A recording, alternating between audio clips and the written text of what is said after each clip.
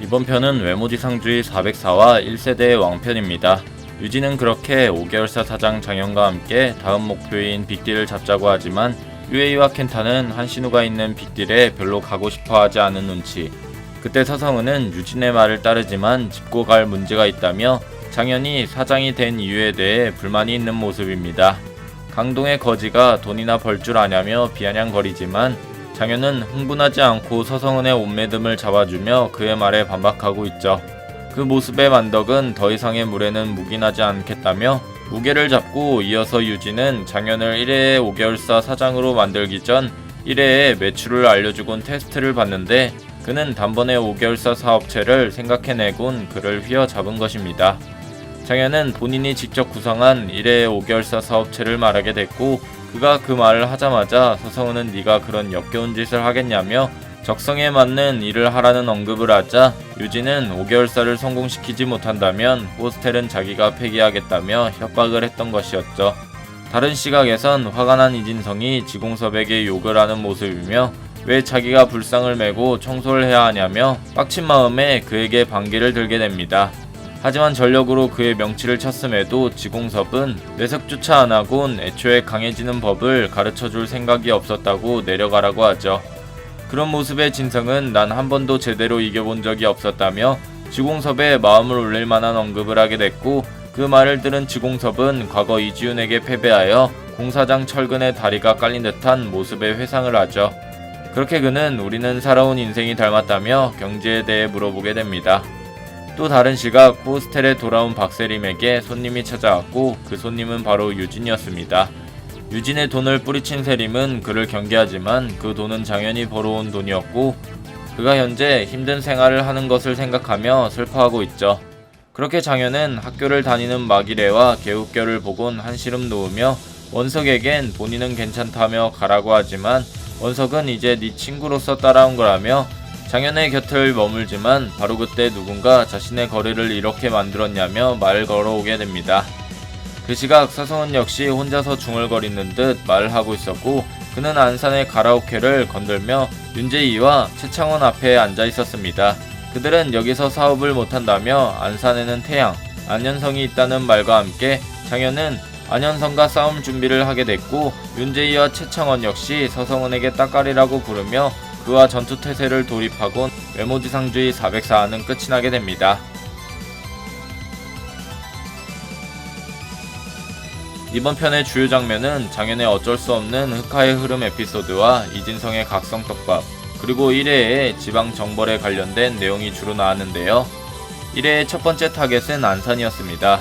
현재 안현성이 점거하여 지배하고 있는 지방의 크루지만 웬만한 서울의 4대 크루급 강함을 가지고 있는 인원이 바로 안현성이죠. 그의 파워는 현재 그의 스승 마태수를 제외하고 그런 막강한 연출을 보여준 인물이 없으며 윤재희 역시 그리 호락호락하게 당할 인물이 아니죠. 다만 현재 1회 장현과 원석 그리고 서성은의 실력이라면 말이 다릅니다. 아무리 윤재희와 최창원이 2대1로 서성은을 공격한다고 해도 그는 김기명과 항상 자웅을 겨루는 연출의 모습이 나온 인물이면서 세계관 시간 흐름 중 육체 가열을 제일 빨리 터득한 인물이라 서성은의 압도적인 힘의 차이가 있을 것이며 장현 역시 아무리 안현성이어도 4대 크루 헤드급 인물인 최원석이 같이 있어서 안현성 혼자선 무리일 것이며 이번 화의 제목이 1세대의 왕인지라 마태수가 올 확률이 매우 높습니다. 마태수 정도는 와야 장현과 최원석 그리고 서성은 정도가 힘을 합쳐 그를 잡아야 하죠.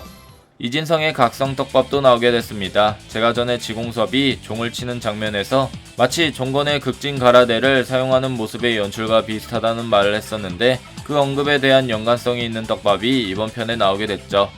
그건 바로 지공섭에 관련된 별칭이었으며 그 별칭은 금성탕지, 새로 만든 성과 끓는 물로 채운 못이라는 뜻으로 예전 진시황 시절 매우 견고한 성을 뜻하는 말로 표현되는 단어입니다.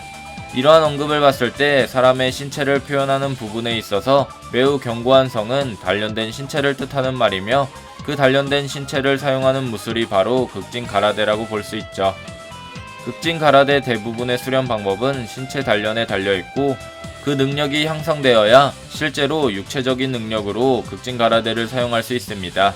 그래서 지공섭은 이진성에게 불상을 메고 청소를 시킨 것일 수도 있으며 이진성이 전력으로 공섭의 명치를 스트레이트를 날렸지만 그가 멀쩡한 이유와 종이 떨어졌을 때 오히려 종이 부서지는 연출 또한 지공섭은 극진으로 단련된 신체 덕분에 엄청난 맷집을 얻어 그런 모습을 보여준 것이 아닐까 생각하고 있으며 그런 극진을 진성에게 알려주는 것이 아닐까 생각합니다.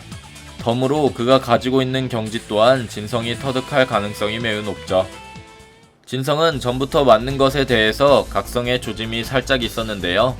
전에 박만덕과 처음으로 육체 가열이 되어 싸움을 시작할 때 만덕의 파워를 일부러 맞으면서 역용하여 더티복싱을 한 적이 있었습니다.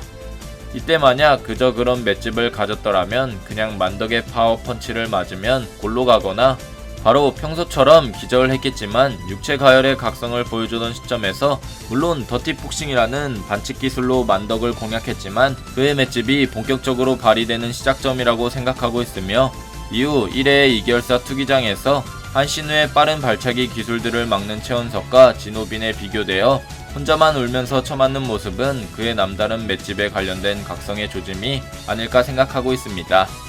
애초에 진성은 유난히 형석으로 인해 극진 가라데 사용자를 이기고 싶어하는 모습이 있었으며 그 모습은 켄타에게도 보였지만 형석과 싸울 때처럼 패배하고 말았죠. 하지만 이번에 공섭에게 배워서 극진을 단련하게 된다면 지피지기 100전 100승이라는 말이 있듯 그동안 싸운 극진 사용자들을 카운터치는 이진성이 되지 않을까 싶네요.